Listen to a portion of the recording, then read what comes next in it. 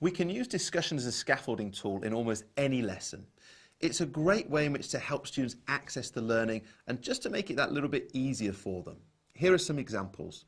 In a PE lesson, imagine the teacher has set up an activity and instead of saying to students, right, get started on the activity, they first of all say, spend 30 seconds, discuss with your partner, how are you going to tackle the activity?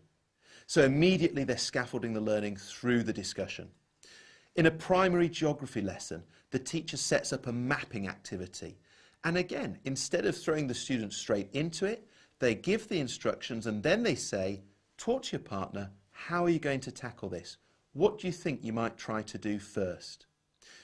Another example, in a maths lesson, the teacher introduces a new topic and instead of throwing all the information at the students straight away, they say 30 seconds, talk to your partner, what do you know already about this topic? And if you don't know anything, what do you think it might connect to that you already know about? Or what do you predict that it might contain? And what are we going to look at?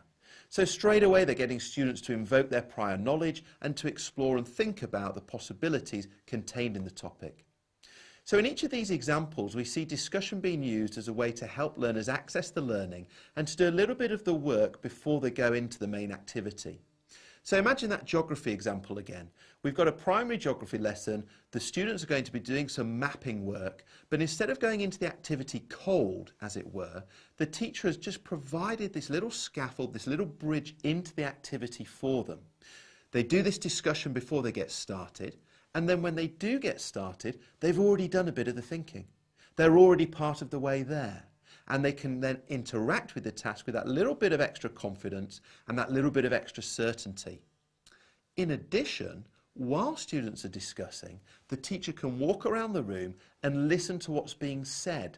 And if they identify any students who actually their thinking is really off beam, they can intervene and they can offer some help and support right there and then.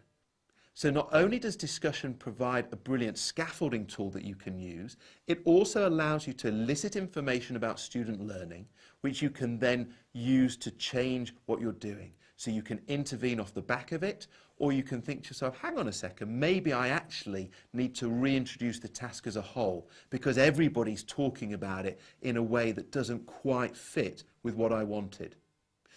Any time that you're introducing a new task, anytime you're looking for an opportunity to scaffold, remember that discussion is there, ready and waiting for you to use.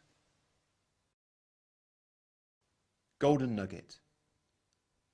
Using discussion as a scaffolding tool means you're playing to a strength that is inherent to nearly all learners: proficiency with the spoken word.